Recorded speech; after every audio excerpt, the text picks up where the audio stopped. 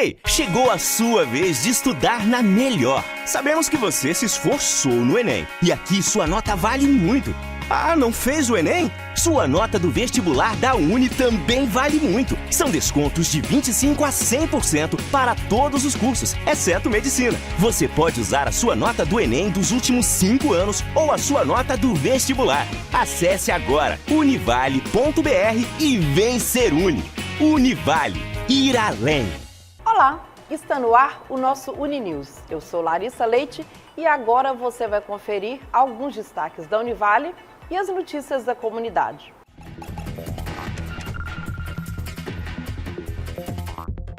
A volta às aulas tem movimentado bastante a Univale.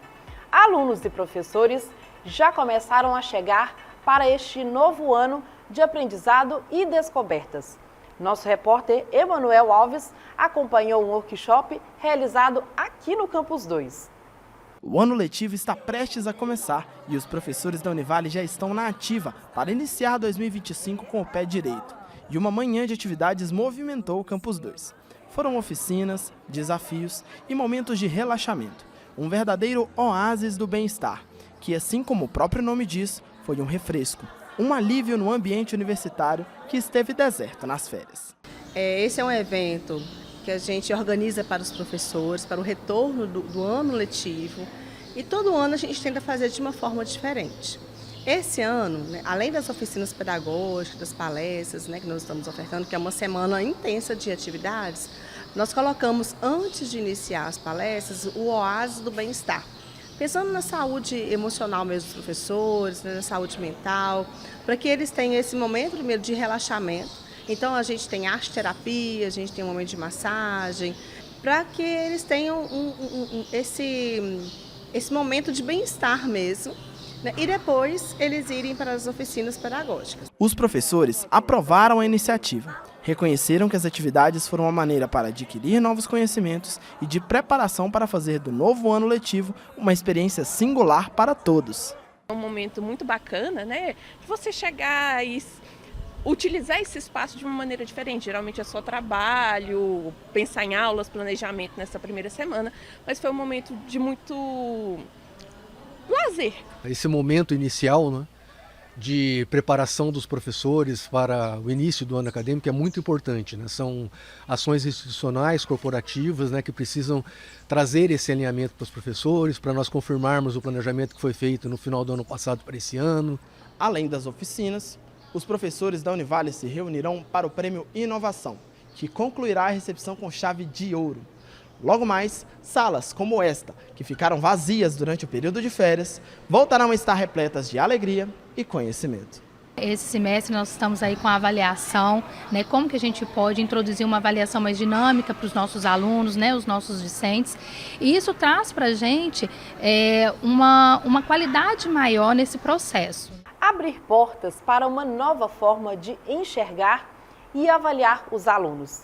Esta será a metodologia adotada pela universidade para o ano de 2025 e assim descobrir e incentivar talentos para que o aprendizado aconteça de forma ainda mais natural. Aula com ação conquista a atenção. Veja o cenário que foi montado para receber os professores da Univale. O que será que tem atrás dessa porta? Tudo isso tem o objetivo de provocar uma reflexão sobre a maneira de avaliar o aluno. A ideia é fazer mesmo uma disrupção, para eles voltarem no tempo, pensar assim, olha, quando eu estudava, como que era a avaliação? Como que está sendo a minha prática hoje? E é justamente isso que o vídeo mostra.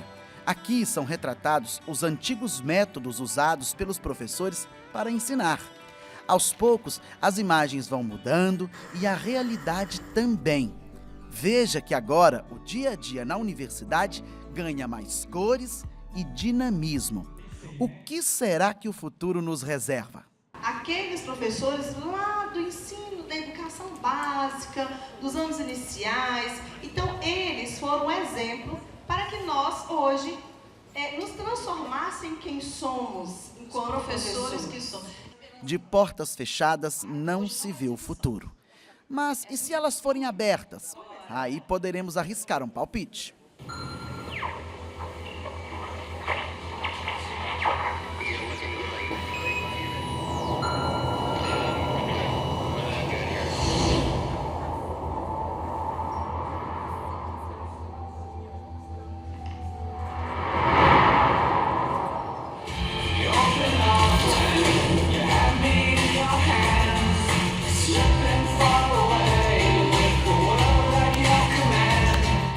era dos games, já se imaginou aprender jogando?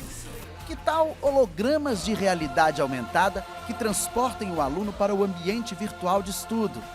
É a conectividade a favor do conhecimento. Porque a avaliação é um processo muito mais amplo do que só atribuir uma nota para o estudante. Então, é avaliar esse estudante como um sujeito integral, em todas as suas habilidades, competências, do saber que ele aprendeu, mas também de quem é esse sujeito, como ele faz gestão de conflitos, como que ele lida entre atividades em grupo. Então, avaliar é muito mais do que atribuir uma nota para um saber específico. E também trouxemos a experiência do professor João Marcos para poder contribuir e os demais professores, assim como nós também, percebermos como que esse processo, né, essa avaliação, ela tem que trazer, tem que ser significativa para os nossos estudantes. A minha formação na educação básica foi bem difícil, fui reprovado várias vezes em matemática e eu tento fazer bem diferente dessa formação que eu tive. Tive professores excelentes que também fizeram a diferença. Eu brinco que me salvaram nesse processo. Tento levar essa experiência para a minha prática docente hoje, de tentar fazer avaliações diferentes, uma formação que seja diferente também. Para chamar a atenção e deixar a mensagem vale tudo, desde uma fantasia até uma maquiagem mais forte. O importante é garantir que o conhecimento se multiplicou e, de fato, mudou a vida do aluno. O Uninews fica por aqui. Até a próxima semana. Univale TV, a TV que te conecta ao conhecimento. Até lá!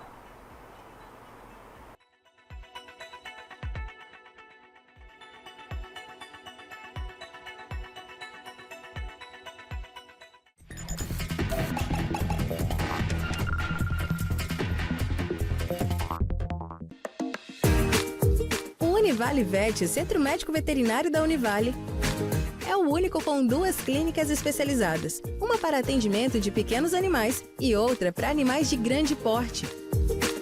Nossas clínicas oferecem consultas, exames, atendimentos em campo e todas as cirurgias.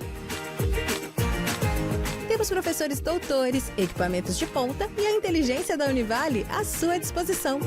Vem para o Univale Vet. Preço justo, qualidade e cuidado com profissionais que sabem muito. Agende sua consulta. Univale Vet. Sabe muito.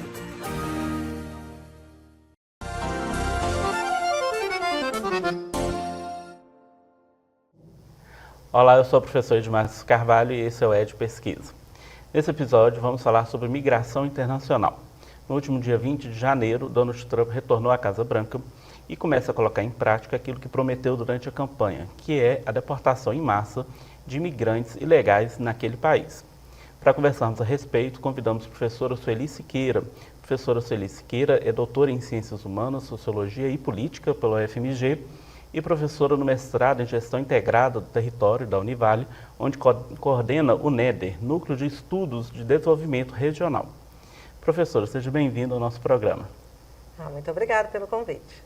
Professora, para a gente começar, eu queria que a senhora explicasse para a gente, né, a dimensão, a importância dos estudos territoriais no contexto da Univale, né? A senhora é uma referência nos estudos, né, sobre migração e a universidade também, né, protagonista nesse campo especificamente de pesquisa. Qual que é a importância de se discutir, né, os estudos migratórios na universidade?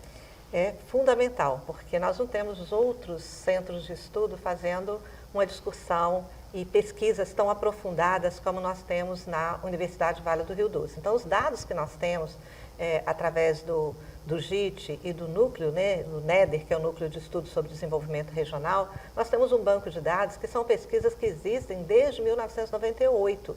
Então, são estudos de longo prazo. Então, essa é uma grande contribuição que a Universidade Vale do Rio Doce dá exatamente a uma temática importantíssima para se pensar a gestão do território, que é exatamente a questão da mobilidade humana. Então, a gente tem estudos em várias áreas referente a essa mobilidade ou a essa migração. Impactos na educação, impactos na economia, na construção civil, em relação à saúde, em relação às questões relacionadas a esse movimento, à família, né? E até mesmo estudos mais recentes, como, por exemplo, as questões das redes sociais envolvendo essa questão da mobilidade humana. Questões de raça também, questões de gênero, tudo isso envolvendo essa questão de mobilidade. Então, nós temos, assim, um banco de dados, um conjunto de informações e de pesquisas que foi resultado do investimento da Universidade Vale do Rio Doce a essa temática e que hoje se torna referência para o Brasil e até mesmo para outras universidades do mundo. Então, essa é uma contribuição importante da Universidade Vale do Rio Doce. Isso é importante, né? Porque assim, a universidade está localizada em Governador Valadares, né? Que é conhecida mundialmente, né? Entre aspas, pela exportação de pessoas, né? E aí, professora, eu queria, né, para a gente começar a nossa conversa, que a senhora explicasse para a gente, a partir dos estudos, por que as pessoas ainda hoje, né, querem imigrar para os Estados Unidos, né? Fazem esse processo, né, de mobilidade para os Estados Unidos. Bom, são vários fatores, né? Hoje mesmo eu vi um político falando que a culpa é das questões políticas. Não existe um culpado, é um conjunto de fatores que propiciou esse movimento migratório. O Brasil sempre foi um país que recebeu migrantes, né? Isso é histórico na nossa história. E a nossa região também é uma região marcada por essa presença de estrangeiros aqui. E vai acontecer uma mudança nisso exatamente aqui, nesse território, né? Que é o ponto de partida dos primeiros emigrantes brasileiros com destino exatamente para os Estados Unidos. Evidente que ao longo do tempo esse movimento se espraiou para outros países, até mesmo para outros continentes, mas aqui que começa esse movimento. E começa na década de 60. Né? E ao longo desses anos, o que vai acontecendo? Várias coisas que configuram essa mobilidade que ela pode aumentar ou diminuir dependendo de alguns aspectos, como a política migratória do país de destino, como as questões econômicas locais e no país de destino. Que fatores são esses? Por exemplo, a cultura da migração é um deles. O que é essa cultura da migração? É essa ideia que você vai para conversar com qualquer pessoa. E aí é interessante pensar que não é Governador Valadares, é a região, né, é toda a região, né, a região intermediária de Governador Valadares. Né? Então, é uma região de 50 e tantos municípios. Mas existe essa ideia, né, que a gente chama de cultura da migração, de que migrar é fácil, migrar é producente, ou seja, eu consigo migrar e ganhar dinheiro e viver uma vida melhor. Então, isso chama de cultura da migração. Isso está presente no cotidiano da cidade. E tem razão de estar presente, porque são 60 anos. Se os primeiros migrantes laborais foram em 1964, mais precisamente em setembro de 1964, nós temos aí 60 anos de movimento migratório. Né? Então, ao longo desse tempo, essa cultura foi estabelecendo. Então, esse é um ponto importante da gente pensar por que as pessoas daqui migram. O segundo ponto é que, ao longo desse tempo, foi se estabelecendo, a partir dos primeiros que migraram, e é interessante porque aqui na universidade nós fizemos uma pesquisa com os 17 primeiros valadarenses que migraram. Tá? Essa pesquisa foi feita nos Estados Unidos, em vários estados aqui do Brasil, para onde eles foram quando retornaram. E nessa pesquisa foi interessante porque nós perguntávamos, né, como é que foi todo esse processo, o início, e cada um deles repetia assim, olha, eu recebi na minha casa, eu fui buscar no aeroporto tantos. O que falou o menor número foi um que disse que buscou 23 pessoas. Então, você imagina. Então, isso chama rede migratória, é uma rede que vai se estabelecendo. Então, você imagina, se cada um dos primeiros, né, possibilitou a ida de outros, e esses que foram também levando outros, isso ao longo dos anos 60, dos anos 70. Chega os anos 80, nós temos uma crise na economia brasileira, né, uma crise mundial, e repercute na economia brasileira, que é chamada da década perdida. E aí o que nós temos? As pessoas daqui têm um caminho que ele pode seguir para resolver esse problema, né, de melhorar e conseguir outra fonte de renda, que é exatamente a migração para os Estados Unidos. Então, esse é um período que foi um período que a gente chama do boom da imigração de brasileiros para os Estados Unidos. E essa migração, então, esses vão, e alguns retornam, investem, mandam remessas, investem aqui, montam pequenos empreendimentos, ou até empreendimentos de porte médio, como alguns resistem até hoje. E outros permanecem lá e montam também empreendimentos lá. Então, por exemplo, o negócio da faxina é um negócio tipicamente brasileiro, que as mulheres se tornaram especialistas nessa área. É uma faxina que é apreciada pelas donas de casa, pela perfeição com que ela é feita e pela rapidez com que ela é feita, mas ela foi feita a partir de um modelo que as mulheres criaram lá, que são os schedules que elas falam. Então, que se transformou em um negócio. Às vezes um negócio com 20, 30, 40 casas e que emprega tantas outras. Então, isso vai se estabelecendo, então você vai tendo o quê? Ao longo desses anos, você tem uma comunidade que se estabelece nos Estados Unidos, se fortalece a partir dessa rede, e você tem também, né, a possibilidade de migrar e ser recebido, né, que são as redes. E ao longo do tempo, nós vamos ter um outro fator que é fundamental para que as pessoas continuem migrando nos dias de hoje, que são as famílias transnacionais. Que famílias são essas? Parte da família está nos Estados Unidos e parte da família está aqui. Às vezes até uma família nuclear, em que tem 2 filhos lá, o pai e a mãe, né, e a família estendida também. Então isso possibilita o quê? Alguém falar assim, ó, quero migrar porque eu vou para a casa do meu tio, vou ser recebido pelo meu primo, ou pelo meu vizinho, ou pelo meu amigo. Então isso possibilita até hoje esse movimento migratório. E essa ideia de que realmente se concretiza porque o vizinho viu, ele migrou, voltou, reformou a casa, ou comprou uma casa, montou um pequeno negócio. Então, isso vai se concretizando a partir dessas questões que vão vendo. E porque também as pessoas sempre tornam visível o sucesso. O insucesso não é visível. Então, por exemplo, a doença, que é muito comum nas pessoas que vão para lá, que trabalham numa intensidade, em condições de trabalho extremamente precária, isso não aparece. As condições de moradia, né? O tipo de alimentação que também é precário. Então, todo o preconceito que sempre existiu, a xenofobia que sempre existiu, né? Então isso não aparece, né? Então, isso são fatores que vão fazendo com que o fluxo migratório, ele é contínuo. Você vê que até no período da pandemia, esse fluxo continuou. E tem um outro fator importante, que também faz com que esse movimento continue, que são os mecanismos facilitadores da migração. Imagina, é possível você resolver assim, ó, vou migrar lá para a Irlanda. Se você não conhece ninguém na Irlanda, você não sabe de nada na Irlanda, né? Mas aqui não, se a pessoa falar assim, ó, eu vou migrar nessa região, que eu estou falando, né, que não é só Valadares, é a região toda, falar assim, eu quero migrar para os Estados Unidos, ou para Portugal, ou para o Canadá, ele sempre vai ter a possibilidade de um contato. E existe aqui mecanismos que facilitam esse movimento. Por exemplo, se você quer tentar um visto, você pode procurar uma agência, essa agência vai agendar, essa agência vai organizar seus documentos, essa agência vai providenciar um meio de transporte para você chegar até a embaixada, ao consulado. Então, isso são mecanismos que facilitam, né, o processo migratório. E também tem os agenciadores que fazem da forma não documentada, que é a fronteira. Então, ou outros mecanismos, que tem vários, não é só a fronteira do México, tem vários outros aí também. A fronteira do México é o mais utilizado. Então, também tem esses agenciadores, que é possível, inclusive, financiar esse movimento de ir pela fronteira. É possível você dar uma parte agora e pagar o restante quando estiver lá recebendo. Em alguns casos, é até possível você só dá os valores da passagem e caso você não consiga entrar, você não precisa de pagar mais nada.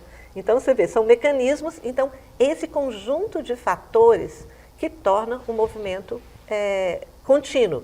E o fato de existir condições de trabalho lá, porque quando lá também o mercado de trabalho lá não é favorável, cai o valor da hora de trabalho, diminui o número de empregos, também reduz esse fluxo, né?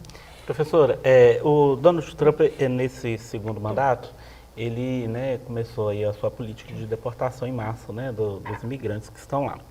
Quais que são as principais políticas migratórias desse governo atual, né, como a senhora tem avaliado isso, os estudos têm apontado, para as políticas dos governos anteriores, né? Existe uma diferença? O Donald Trump, de fato, ele já começou e provavelmente vai deportar mais pessoas do que os presidentes anteriores? Como que é isso? Na verdade, a política migratória é a mesma, não mudou nada, né? Desde a Segunda Guerra Mundial, por exemplo, as deportações existiram, né?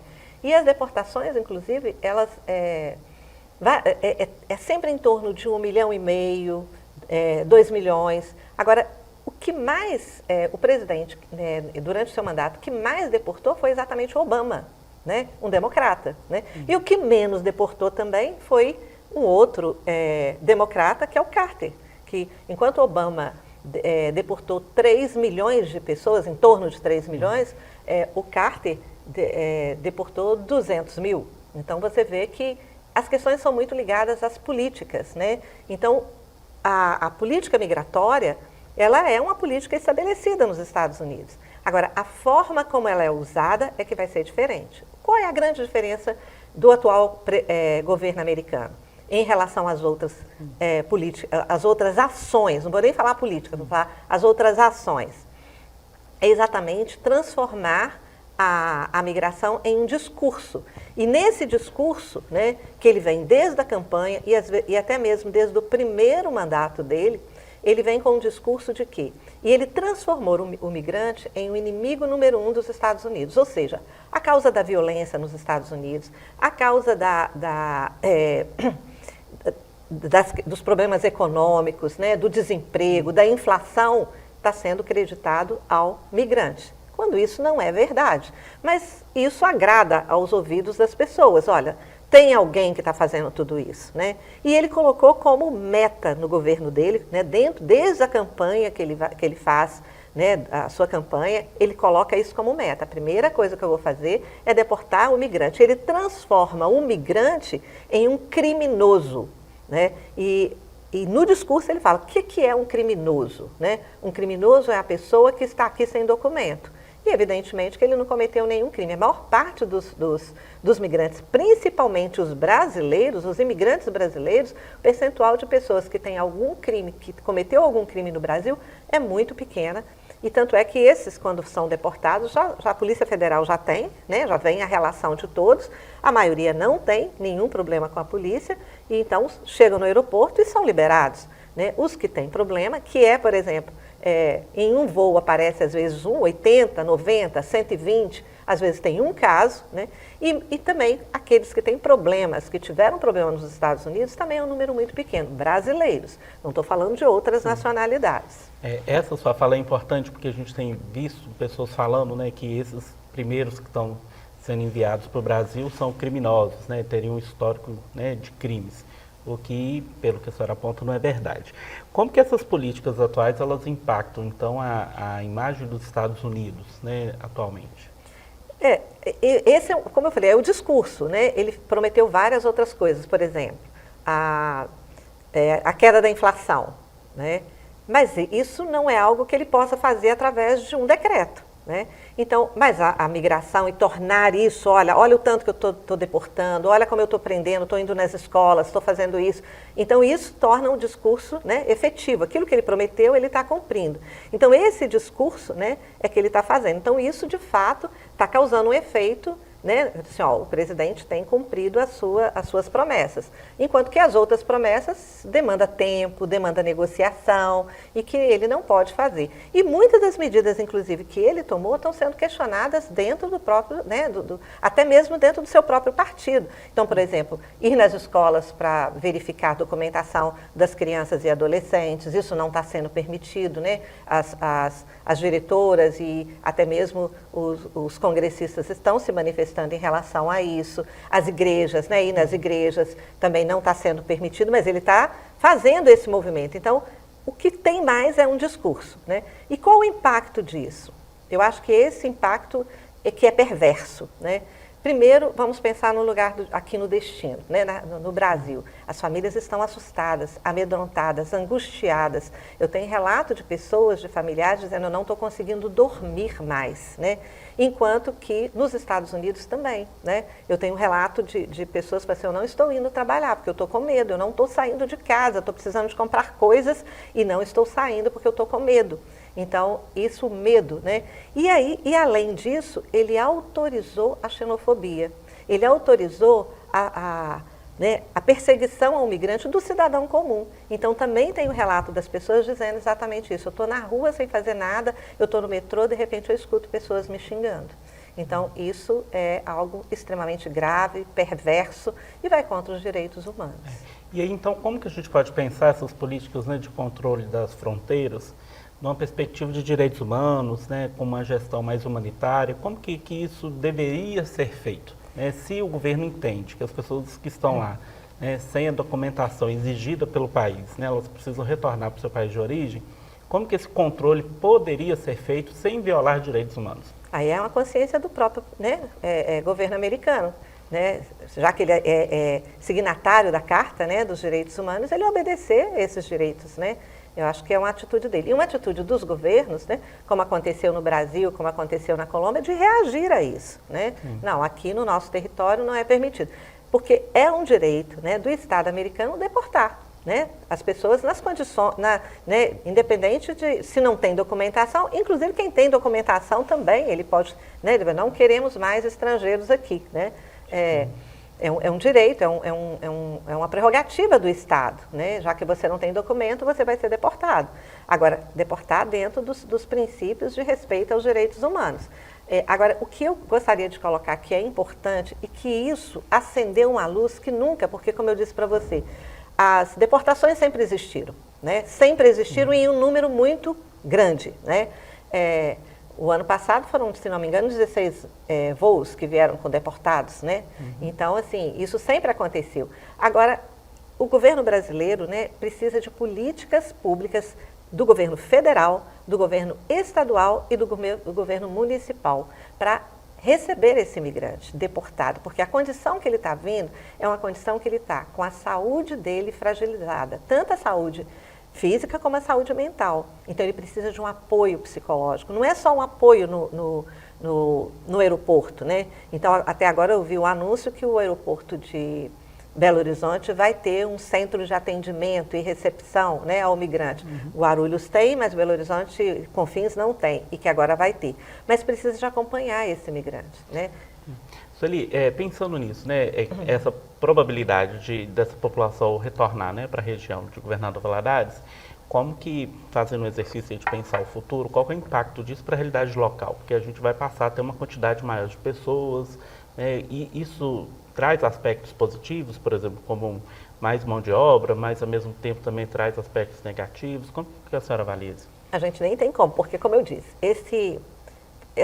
essas deportações sempre aconteceram, E, por exemplo, vem aí 80 pessoas deportadas. Os 80 não são de Valadares, são dessas cidades que estão espalhadas por aí. Então tem 4, 5, 2 de Teoflotone, ou de Tambacuri, 1 de Valadares. Então, quer dizer, esse impacto no sentido de que, olha, agora nós temos fartura de mão de obra, eu acho que isso ainda tem que ser avaliado. Vamos ver como é que vai acontecer isso ao longo do tempo, Ainda a gente não tem como dizer que esse impacto. Agora, o impacto que tem é exatamente esse, dessas pessoas que eu acho adoecidas, porque não só elas, mas a família que está aqui também adoece em função de receber alguém com todos esses problemas.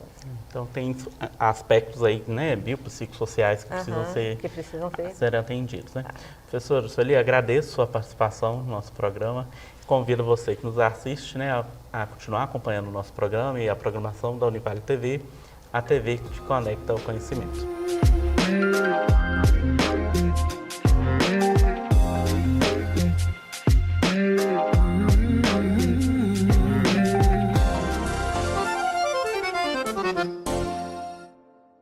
Ei, chegou a sua vez de estudar na Melhor. Sabemos que você se esforçou no Enem e aqui sua nota vale muito. Ah, não fez o Enem? Sua nota do vestibular da Uni também vale muito. São descontos de 25% a 100% para todos os cursos, exceto medicina. Você pode usar a sua nota do Enem dos últimos 5 anos ou a sua nota do vestibular. Acesse agora univale.br e vem ser Uni. Univale. Ir além.